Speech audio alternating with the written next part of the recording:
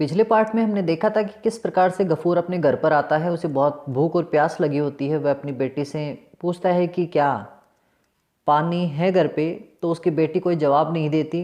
तो देखते हैं आगे क्या उसका रिएक्शन होता है, क्या उसकी प्रतिक्रिया होती है। अमीना रिमेंड स्टैंडिंग, जो अमीना है वो खड़ी रही विद बोर्ड हेड, अपने सिर को झुकाकर, एज बिफोर, पहले ही की तरह। गफूर ने जब पूछा कि पानी है क्या, तो उसने कोई जवाब नहीं दिया। रियलाइजिंग, महसूस करते हुए, that there was not even a drop, कि शायद कोई भी बूंद नहीं है वाटर, पानी की, इन द हाउस, उस घर में। ही लॉस्ट, उसने खो दिया, हिज सेल्फ कंट्रोल, अपना आपा। जब गफूर को ये क्लियर हो गया कि घर में कोई पानी की बूंद भी नहीं है, तो उसने अपना आपा खो दिया। आपे का तात्पर्य अपना आत्मनियंत्रण खो दिया। रशिंग एट हर, अपनी बेटी की तरफ दौड़ते हुए, ही स्लैप्ड हर, उसने उसे एक थप्पड़ मार दिया। फेस नॉइजली, उसके चेहरे पर जोर से, और उसके गाल पर जाकर उसने एक थप्पड़ उसे लगा दिया। रेस्ट गर्ल, कमबख्त लड़की, बेशर्म लड़की। वॉट डू यू डू, तुम क्या करती हो ऑल डे, सारा दिन घर पर रहकर। और अपनी बेटी से कहता है कि तुम सारा दिन यहाँ घर पर बैठी बैठी क्या करती हो। सो मैनी पीपुल डाई, रोजाना कितने सारे लोग मरते हैं। वाई डोंट यू, तुम क्यों नहीं मर जाती। तो उसने जब पानी उसके लिए नहीं दिया, तो उसने कहा कि तुम क्यों नहीं मर जाती, रोजाना कितने लोग मरते हैं। द गर्ल, उसकी बेटी ने, did not utter a word, कोई शब्द नहीं कहा। सी टुक, उसने उठा लिया, द एम्प्टी अर्दर्न पीचर, वह मिट्टी का घड़ा, एंड वेंट आउट, और बाहर चली गई, इनटू द आफ्टरनून, उसी दोपहर में। सन, जो कि सूर्य चमक रहा था, क्वाइटली, बिल्कुल चुपचाप, वाइपिंग हर साइलेंट टीयर्स, अपने शांत आंसुओं को पोंछते हुए। और जब उसके पिता ने उसे झांफड़ लगाई, थप्पड़ मार दिया, तो वह चुपचाप अपने घर से निकली उस मिट्टी के घड़े को लेकर, और अपने आंसुओं को पोंछते हुए पानी लेने के लिए चली जाती है। द मोमेंट, उस क्षण, सी वॉज आउट ऑफ साइट, जब वो नज़र से बाहर चली गई थी, ओझल हो गई थी। हर फादर, उसका जो पिता था, वाज ओवरवेल्म्ड, बहुत ज़्यादा प्रभावित हो गया, भर गया, विद रिमोर्स, पश्चाताप से, क्योंकि उसने अपनी बेटी को थप्पड़ मार दिया था। वो इस बात से बहुत दुखी हो गया। ही अलोन न्यू, क्योंकि उस गफूर को ही पता था, how he had brought up, कि उसने कैसे पाला था, दैट मदरलेस गर्ल, उस माँ से हीन लड़की को। तो वो जो अमीना थी, गफूर की बेटी, उस गफूर की पत्नी या फिर अमीना की जो माँ है, वो पहले ही मर चुकी थी, और गफूर ने उसे अकेले ही पाला था। ही न्यू, गफूर जानता था, दैट दिस अफेक्शनेट, कि ये जो उसकी स्नेहपूर्ण, ड्यूटीफुल और कार्य के प्रति समर्पित, क्वाइट डॉटर, जो शांत रहने वाली जो लड़की है, of his was not to blame, जिसके लिए उसे दोष भी नहीं दिया जा सकता। गफूर को ये पता था कि यदि घर में पानी नहीं है, तो इसमें उसकी बेटी की कोई गलती नहीं है। वह अपनी बेटी को बिल्कुल स्नेहपूर्ण दृष्टि से समझता था, और उसको वह कर्तव्य परायण समझता था, जो अपने काम को करती थी, और एक शांत प्रवृत्ति की लड़की उसे समझता था। दे हैड नेवर हैड, उनके पास कभी भी नहीं रहा, इनफ, इतना पर्याप्त, टू ईट, जिससे वो खा सके। इवन वाइल, उस समय भी, देयर लिटिल स्टोर, जब उनका छोटा सा जो संग्रह था, ऑफ राइस लास्टेड, जब क्या हो गया, खत्म। तो जब उनके पास चावल भी थे, उस समय भी उन्होंने अपने पेट भर के कभी क्या नहीं किया, खाना नहीं खाया। इट वॉज इम्पॉसिबल, ये बिल्कुल असंभव था, टू ईट, खाना, 3 टाइम्स, 3 टाइम ए डे, एक दिन में, और एक दिन में 3 समय खाना खाना उनके लिए बिल्कुल स्वप्न जैसा था, असंभव था। नोर वाज ही अनअवेयर, और ऐसा भी नहीं था कि गफूर को पता नहीं था, ऑफ द रीजन, इस कारण का, for the absence of water, कि घर में पानी क्यों नहीं है। ऐसी कोई बात नहीं थी कि गफूर को यह पता नहीं था कि घर में पानी क्यों नहीं है। इसका तात्पर्य गफूर को यह पहले से पता था कि घर में यदि पानी नहीं है, तो उसका क्या कारण हो सकता है। 2 of the 3 tanks in the village, गांव में जो 3 तालाब थे, उनमें से जो 2 तालाब हैं, हैड ऑल ड्राइड अप, पहले ही क्या हो चुके हैं, सूख चुके हैं। तो गांव में 3 तालाब थे, 3 तालाबों में से एक तालाब सूख चुका था। द लिटिल वाटर, वो थोड़ा सा पानी, दैट देयर वाज, जो वहाँ था, still in the private tank, वो अभी भी उस व्यक्तिगत उस तालाब में था, ऑफ शिबू बाबू, जो किसका था, शिबू बाबू का। Was not for the public, और उस शिबू बाबू ने ये कह रखा था कि उस तालाब से कोई भी पानी नहीं भरेगा। तो 3 तालाबों में से 2 तो सूख चुके थे। एक तालाब जो था वो एक व्यक्ति विशेष का था, साहूकार का था, जिसका नाम शिबू बाबू था, और उसने किसी को पानी लेने से वहां से मना कर रखा था। ए फ्यू होल्स, कुछ गड्ढे, हैड बीन डग, खोदे गए थे, at the bottom of the other tanks, दूसरे जो तालाब थे उनके तल के पास में। But there was such crowding, लेकिन वहां पर भी इतनी भीड़ रहती थी, एंड जॉस्लिंग, और इतना धक्का मुक्की रहती थी, फॉर द लिटिल वाटर, उस थोड़े से पानी के लिए, that this chit of girl, की ये जो नन्ही सी लड़की है, could not even approach them, वो उन तक या उस पानी तक क्या नहीं कर सकती थी, पहुंच भी नहीं सकती थी। तो वो जो तालाब थे उनके पास में गड्ढा खोदा गया था जिससे कि पानी पिया जा सके, लेकिन वो बेचारी छोटी सी लड़की उन बड़े लोगों के सामने, धक्का मुक्की के सामने या फिर लड़ाई झगड़े के सामने क्या नहीं कर पाती थी, इतना पानी भरकर नहीं ला पाती थी, क्योंकि लोगों के धक्के से वो दूर गिर जाती थी या पीछे हट जाती थी। सी स्टूड, वो खड़ी रहती थी, 4 आवर्स ऑन, कई घंटों तक वहां पर, एंड आफ्टर मच बेगिंग, और जब वो लोगों से भीख मांगती थी, निवेदन करती थी, if somebody took pity on her, यदि कोई व्यक्ति उस पर दया कर देता था, सी रिटर्न्ड होम, वो घर पर आ जाती थी, विद लिटिल वाटर, थोड़े बहुत पानी के साथ। तो पहली बात तो वहाँ पर इतने ज़्यादा लोग रहते थे कि वो पानी ही नहीं भर पाती थी। वो लोगों से निवेदन करती थी कि मुझे भी पानी भरने दो। यदि कोई व्यक्ति उस पर दया कर देता था और उसका पानी भरने के लिए उसे टाइम दे देता था, समय दे देता था, तो वह थोड़ा बहुत पानी लेकर अपने घर पर आ जाती थी। ही न्यू ऑल दिस, वो जो गफूर था, अमीना का पिता, वो ये सब बातें समझता था, जानता था। परहैप्स, शायद, देयर वाज नो वाटर, वहाँ पर पानी नहीं था, टुडे, आज, और या तो नोबडी हैड फाउंड टाइम, या फिर किसी को समय नहीं मिला होगा, to take pity on her, उसके ऊपर दया दिखाने का। यदि हो सकता है कि या तो उस गड्ढे में ही, कुएं में ही पानी नहीं हो, या फिर किसी ने उसके ऊपर इतनी दया नहीं दिखाई कि उसे पानी भरने दिया जाए। समथिंग ऑफ द शॉर्ट, ऐसा ही कोई कार्य, मस्ट हैव हैपन, शायद हुआ होगा, ऐसा ही कोई कार्य हुआ होगा, अदरवाइज तो घर में निश्चित रूप से पानी मिलता। ही थॉट, गफूर ने ऐसा सोचा, एंड हिज ओवन आइज, और अपनी आंखों को टू फिल्ड विद टीयर्स, उसने देखा कि वो भी क्या हो गई है, आंसुओं से भर गई है। तो बेटी को तो थप्पड़ मार के उसने रुला ही दिया, अपनी बेटी के बारे में सोचकर वो खुद भी क्या करने लग गया, रोने लग गया। गफूर, आर यू इन, हे गफूर, क्या तू अंदर है। समबडी क्राइड आउट, कोई व्यक्ति चिल्लाया, इन द यार्ड, कहाँ से, आंगन से। तो कोई व्यक्ति आंगन में आया और चिल्लाया कि क्या गफूर तू घर पे है क्या। द लैंडलॉर्ड्स मैसेंजर, उस जमींदार का जो संदेशवाहक था, हैड अराइव्ड, क्या हो गया था, गफूर के घर पे आ गया। तो जमींदार ने अपना एक संदेशवाहक भेजा है, अपना एक आदमी भेजा है उस गफूर के पास। देखते हैं क्या बात होती है। यस आई एम इन, हाँ मैं अंदर ही हूँ। वाई, क्यों, बोलो क्या काम है। एंसर्ड गफूर बिटरली, गफूर ने बहुत ही कड़वाहट के साथ कहा। Master has sent for you, come, मालिक ने तुम्हें बुलाने के लिए भेजा है या फिर लेकर जाने के लिए भेजा है, चलो मेरे साथ चलो। गफूर को उसके मालिक जमींदार ने क्या किया है, बुलाया है। तो गफूर कहता है, I haven't had my food yet, मैंने अभी तक अपना खाना नहीं खाया है। आई विल कम लेटर, मैं थोड़ा देर बाद में आऊँगा, सैड गफूर, गफूर ने कह दिया। तो मैसेंजर ने जब कहा कि चलो मालिक ने बुलाया है, तो उसने कहा कि मैंने अभी खाना नहीं खाया है, मैं खाना खा लूँ फिर तुम्हारे पास क्या करता हूँ, आता हूँ, ऐसा गफूर ने कह दिया। सच इम्प्रूडेंस, ऐसी जो निर्लजता थी, सीम्ड इंटॉलरेबल, असहनीय लगी, टू द मैसेंजर, उस मैसेंजर को, संदेशवाहक को। संदेशवाहक को उस गफूर की बातें पसंद नहीं आई। तो फिर क्या हुआ, इट्स मास्टर्स ऑर्डर, ये मालिक का आदेश है, to drag you to him, कि मैं तुम्हें घसीट कर उनके पास ले चलूँ, and give you a good thrashing, और तुम्हें अच्छी तरह से छड़ी से मार के तुम्हारी पिटाई भी करूँ। ही रॉड, वो जो संदेशवाहक था वो क्या करता है, जोर से चीख कर कहता है। तो गफूर ने जब मना किया तो उसने कहा कि मालिक ने कहा है कि तुम्हें घसीट कर ले आऊँ, यदि नहीं आए तो, और तुम्हें क्या करूँ, मैं पीटूँ भी साथ में। कॉलिंग द मैन, और उसने उस गफूर को देना शुरू कर दिया अगली नेम्स, गालियाँ, और गफूर को उस आदमी ने गालियाँ देना क्या कर दिया, शुरू कर दिया।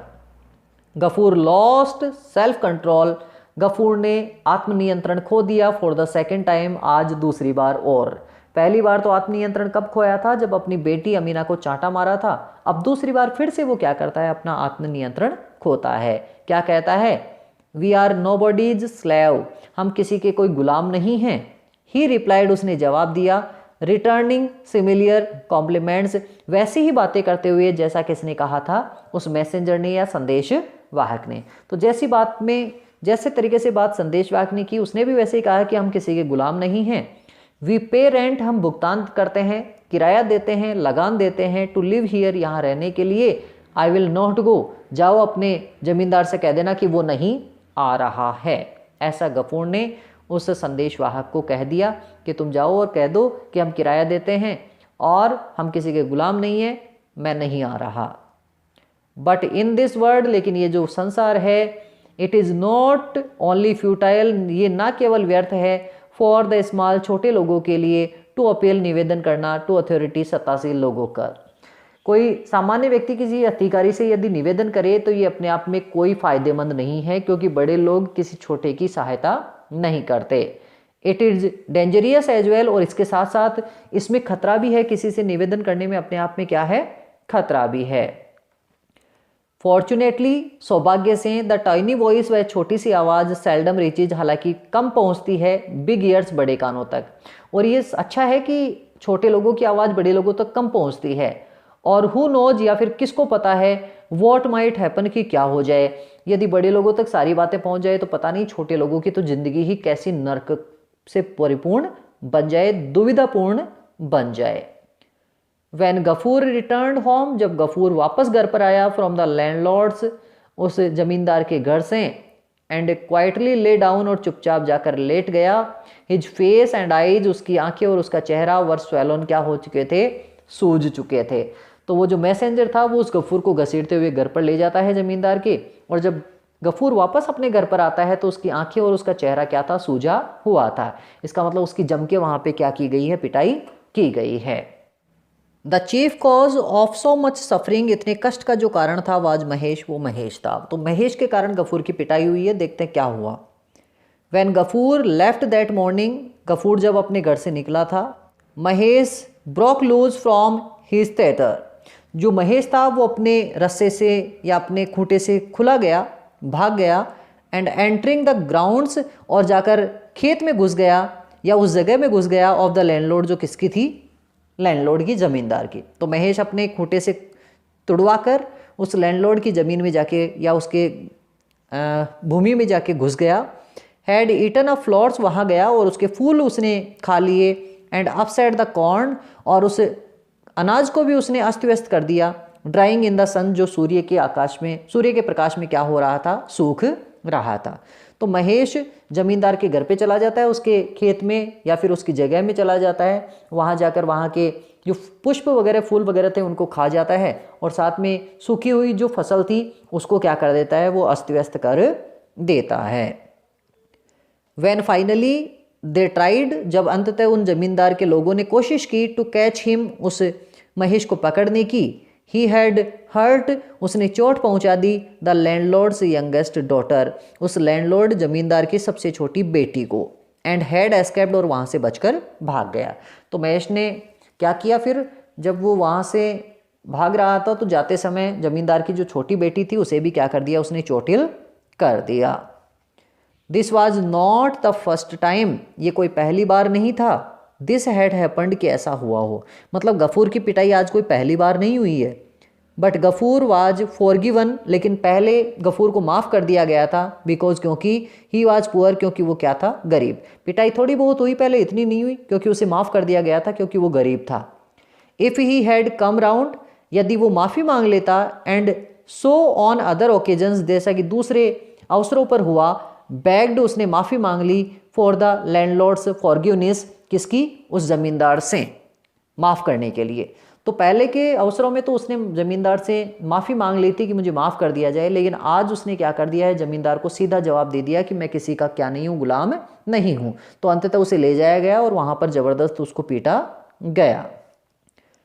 ही वुड प्रोबेबली, वो शायद, हैव बीन फॉरगिवन, यदि उसने माफ़ी मांग ली होती तो शायद उसे माफ़ भी कर दिया जाता। बट लेकिन इंस्टेड, लेकिन इसके बजाय, ही क्लेम्ड, उसने तो ये दावा कर दिया था, ही पेड रेंट, की वो लगान देता है, and that he was nobody slave, कि वो क्या नहीं है, किसी का गुलाम नहीं है। तो इस प्रकार से ये बातें बोलने के कारण उसे क्या कर दिया गया, वहाँ ले जाया गया। This was too much for Shibu Babu. ऐसी बातें सुनना शिबू बाबू के लिए बहुत ही ज़्यादा बेइज्जती भरा था। द जमींदार, क्योंकि वो वहाँ का जमींदार था। टू स्वेलो, ऐसी बातों को क्या करना, ग्रहण कर लेना या फिर सहन कर लेना। तो उस जमींदार के लिए ऐसी बातें सहन करना नामुमकिन हो गया। गफूर हैड बॉन्ड, गफूर ने सहन कर ली द बीटिंग, वह पिटाई, एंड टॉर्चर, और वो दुख सहन कर लिए विदाउट प्रोटेस्ट, बिना कोई विरोध किए। जितनी उसकी पिटाई की, उस गफूर ने सारी पिटाई चुपचाप सहन कर ली। एट होम, अपने घर पर। टू भी, ही ले, वो पड़ा था इन ए कॉर्नर, एक कोने में। विदाउट ए वर्ड, एक बिना कोई शब्द कहे, और अपने घर पर आकर एक कोने में क्या हो गया, वो जाकर चुपचाप गिर गया। हंगर एंड थर्स्ट, जो भूख थी और जो प्यास थी, ही हैड फॉरगॉटन, वह भूल चुका था। बट हिज हर्ट, लेकिन उसका जो हृदय था, वाज बर्निंग, जल रहा था। विद इन हिम, अपने अंदर ही।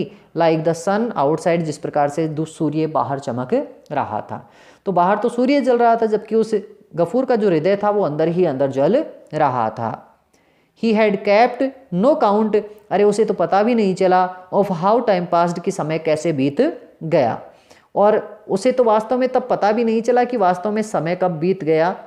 और समय बीतने पर क्या हुआ,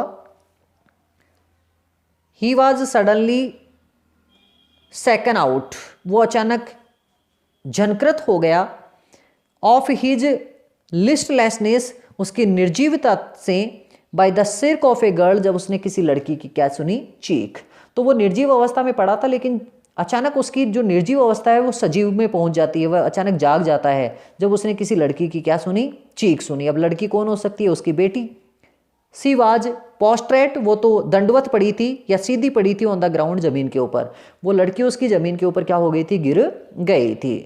द पिक्चर, और वो घड़ा, विच सी हैड बीन कैरिंग, जिसे वो लेकर आई थी, टमल डाउन, वो क्या हो गया था, धड़ाम से नीचे गिर गया था। तो वो भी गिर गई और उसके हाथ में जो घड़ा था वो भी नीचे गिर गया।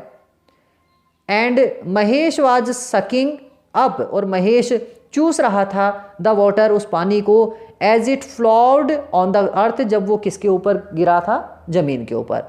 तो फर्श के ऊपर जो पानी गिरा हुआ था, उसे जो महेश, जो बैल था, वो क्या कर रहा था, उसे पी रहा था। Gafoor was completely out of his mind, जो गफूर था उसका मानसिक नियंत्रण पूर्ण रूप से छूट गया, हट गया। उसे बहुत गुस्सा आ गया, और गुस्सा आने के बाद में विदाउट वेटिंग अनदर मोमेंट, बिना एक क्षण का भी इंतजार किए, ही सीज्ड, उसने पकड़ लिया, द प्लो हेड, उस अपने हल का जो मुठ था उसे, ही हैड लेफ्ट यस्टरडे, जो वह पिछले दिन ही छोड़कर गया था, फॉर रिपेयर, तैयार करवाने के लिए, सुधरवाने के लिए। उसने अपने हल की मुठ को पकड़ा, और जो उसने कल ही अपने घर पर रखा था कि वो सुधरवाएगा, and with his both hands, और अपने दोनों हाथों के ताकत से, स्टक इट वॉलेंटली, वह जोर से उसे मार देता है, on the bent head of Mahesh, उस नीचे गर्दन झुकाए हुए महेश की सिर पर। और महेश जिसने नीचे अपना सिर कर रखा था, गफूर ने उस हल को उठाया और उस महेश के सिर पर जोर से क्या कर दिया, मार दिया। ओनली वंस, केवल एक बार, महेश अटेम्प्टेड, महेश ने कोशिश की, टू रेज हिज हेड, अपने सिर को उठाने की। बट इमीडिएटली, लेकिन तत्काल, हिज स्टार्विंग, उसकी भूख से तड़पती हुई लीन बॉडी, कमजोर शरीर, स्टगर्ड टू द ग्राउंड, लड़खड़ाते हुए क्या हो गया, जमीन पर गिर गया। तो उसको चोट मारी, तो महेश ने कोशिश की अपने सिर को उठाने की, लेकिन वो भूख से इतना प्रताड़ित था और उसका शरीर इतना कमजोर था कि वो लड़खड़ाकर जमीन पर गिर गया। ए फ्यू ड्रॉप्स, कुछ बूंदे, ऑफ ब्लड, खून की, रोल्ड डाउन, नीचे लुढ़कने लगी, फ्रॉम हिज ईयर्स, उसके कानों से। और महेश जो बैल था, उसके कानों से खून की बूंदें क्या हो गई, निकलने लगी। हिज होल बॉडी, उसका शरीर पूरा, शूक वंस, एक बार हिला, और टू, या फिर दो बार हिला, and then stretching the fore and hind legs, और उसने आगे और पीछे के जो पैर थे उनको पसार दिया, as far as they would reach, जितनी दूर तक वो क्या हो सकते थे, पसर सकते थे। तो अंततः उसका जो शरीर है वो अकड़ जाता है, और उसके हाथ पैर के, उस बैल के जो दोनों आगे और पीछे के जो पैर थे वो क्या हो जाते हैं, पसर जाते हैं उतनी दूर तक जितनी दूर तक वो पसर सकते थे। महेश फेल डेड, और अंततः महेश क्या हो जाता है, नीचे गिर जाता है और मर जाता है। What have you done father, हे पिताजी आपने क्या कर दिया। आवर महेश इज डेड, हमारा महेश मर गया है। अमीना बर्स्ट आउट वीपिंग, जो अमीना है वो जोर जोर से रोने लगी। अमीना ने रोते हुए कहा कि पिताजी आपने उस महेश को मार दिया, उसके सिर पर मारकर उसे मार दिया है, वो मर गया है। आप पिताजी आपने ऐसा क्या कर दिया है। Gafoor did not move, Gafoor हिला भी नहीं, नॉर आंसर हर, और ना ही उसने कोई जवाब दिया। ही रिमेंड स्टेरिंग, वो तो घूरता रहा। विदाउट ब्लिंकिंग, अपनी आंखों को बिना झपकाए। At the pair of motionless beady black eyes, उन एक जोड़े काली आंखों को जो कि लग रही थी किसके समान, माला के मोतियों के समान, जो स्थिर थी, हिल नहीं रही थी। तो महेश की जो आंखें थी वो बिल्कुल स्थिर हो गई, काली थी, और किनके समान लग रही थी, किसी माला के मोती के समान। उनको वह गफूर क्या करता है, देखता ही रहता है। बिफोर 2 hours वर आउट, इससे पहले कि 2 घंटे भी बीतते। The tanners living at the end, अरे वे चर्मकार जो कि एक कोने पर रहते थे ऑफ द विलेज, गांव के, कैम क्राउडिंग इन, वो सारे इकट्ठे होकर आए। एंड कैरिड ऑफ महेश, और महेश को ले गए ऑन द बम्बू पॉल, एक बांस के पॉल पर या खंबे पर रखकर। तो एक बड़ा सा बांस लेकर आए और उसके बांधकर वो महेश को ले गए। चर्मकार, यहाँ पे उन लोगों के बारे में बात हो रही है जो मरे हुए जानवरों की चमड़ी निकालते हैं। शडरिंग एट द साइट, उस दृश्य को देखकर कांप गया। ऑफ द शाइनिंग नाइव्स, वो जो चमकीले चाकू थे, इन देयर हैंड्स, उनके हाथों में, और उन चर्मकारों के हाथ में चमकीले चाकुओं को देखकर जो गफूर था वो बिल्कुल एक तरह से कांप गया। Gafoor closed his eyes, Gafoor ने अपनी आंखों को बंद कर लिया। बट डिड नॉट स्पीक, लेकिन उसके मुंह से कोई आवाज़ नहीं निकली। द नेबर्स, आस पड़ोस के जो पड़ोसी थे, इन्फॉर्म्ड हिम, उन्होंने उस गफूर को यह सूचना दी that landlord had sent for Tarak Ratna, कि जो जमींदार है उसने तारक रत्न को बुलाया है, टू आस्क फॉर एडवाइस, सलाह लेने के लिए। तो तारक रत्न को बुलाया गया है जमींदार के द्वारा, कुछ सलाह उसको लेनी है। क्या सलाह थी, हाउ वुड गफूर पे, कि गफूर कैसे भुगतान करेगा, फॉर द पेनेंस, उस पश्चाताप का, which the killing of A sacred animal demanded, जो किसी एक पवित्र जानवर को मारने के बाद में किया जाता है। तो जैसा कि गफूर ने उस बैल को मार दिया था, बैल को एक पवित्र जानवर माना जाता है, उसने उसे मार दिया है, तो अब उसे पश्चाताप के रूप में क्या करना पड़ेगा। इसी के लिए ब्राह्मण तारक रत्न को क्या किया गया है, जमींदार के द्वारा बुलाया गया है। Gafoor made no reply to these remarks, Gafoor ने उन लोगों की बातों का कोई जवाब नहीं दिया। बट रिमेंड स्क्वेटिंग, वो तो उकड़ू बैठा रहा। With his chin resting on his knees, अपने घुटनों पर अपने ठुड्डी को रखकर और अपने सिर को अपने घुटनों में देकर वो चुपचाप वहां बैठा रहा। Amina dear come let's go, हे अमीना बेटी चलो आओ चलते हैं। सैड गफूर, गफूर ने कहा। राउजिंग हिज डॉटर, अपनी बेटी को उठाते हुए at the dead of night, मध्य रात्रि में। अपनी बेटी को गफूर ने मध्य रात्रि को उठाया और कहा कि आओ बेटी हम यहाँ से क्या करते हैं, चलते हैं। She had fallen asleep in the yard, जो लड़की थी वो आंगन में सो रही थी। वेहर फादर, उसने पूछा है पिताजी आप कहाँ जा रहे हैं, कहाँ लेकर जाएंगे। सी आस्क्ड रबिंग हर आइज, उस लड़की ने अपनी आंखों को पोंछते हुए कहा, क्योंकि उसे बहुत नींद आ रही थी। तो पिता कहता है टू वर्क, काम करेंगे, at the jute mill, jute की मिल पर, फैक्ट्री में, इन द फुलबरे, जो कहाँ है, फुलबरे में। सैड द फादर, पिता ने कहा। तो पिता ने कहा कि फुलबरे हम चलेंगे और वहाँ पर जो जूट की मिल है, जूट की जो फैक्ट्री है, वहाँ जाकर हम काम करेंगे। The girl looked at him, उस लड़की ने अपने पिता की तरफ देखा, इनक्रेडसली, अविश्वसनीय दृष्टि से, जैसे उसे अपने पिता की बात पर विश्वास नहीं हो रहा हो। थ्रू ऑल हिज मिजरी, अपनी पूरी गरीबी के या दुखदायी समय में, ही हैड डिक्लाइंड, उसने मना कर दिया था, टू गो टू फुलबरी, कि मैं फुलबरी कभी भी नहीं जाऊंगा। उसकी बेटी ने उसे कहा था कि वहाँ जाने के लिए, लेकिन गफूर ने हमेशा ही वहाँ जाने से मना कर दिया। क्या कहा, नो रिलीजन, क्योंकि वहाँ पर कोई धर्म नहीं है। नो रेस्पेक्ट, किसी प्रकार का कोई आदर नहीं है।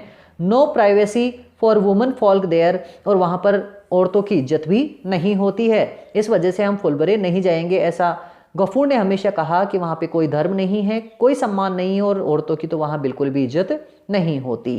She had often heard him से, ये अक्सर बातें उसका पिता गफूर अपनी बेटी अमीना से कहा करता था। लेकिन आज गफूर कहता है हरी अप, जल्दी करो माई चाइल्ड, हे मेरी बच्ची, we have a long way to go, हमें बहुत लंबा रास्ता जाना है, सैड गफूर, गफूर ने कहा। गफूर ने अपनी बेटी से कहा कि जल्दी करो, हमें बहुत दूर जाना है, बहुत लंबे रास्ते को नापना है या चलना है।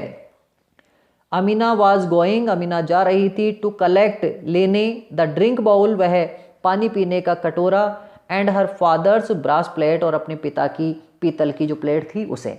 तो बेटी गई जा रही थी अपने पिता की ब्रास प्लेट, वो पीतल की प्लेट, और साथ में पानी पीने का कुछ बर्तन लाने।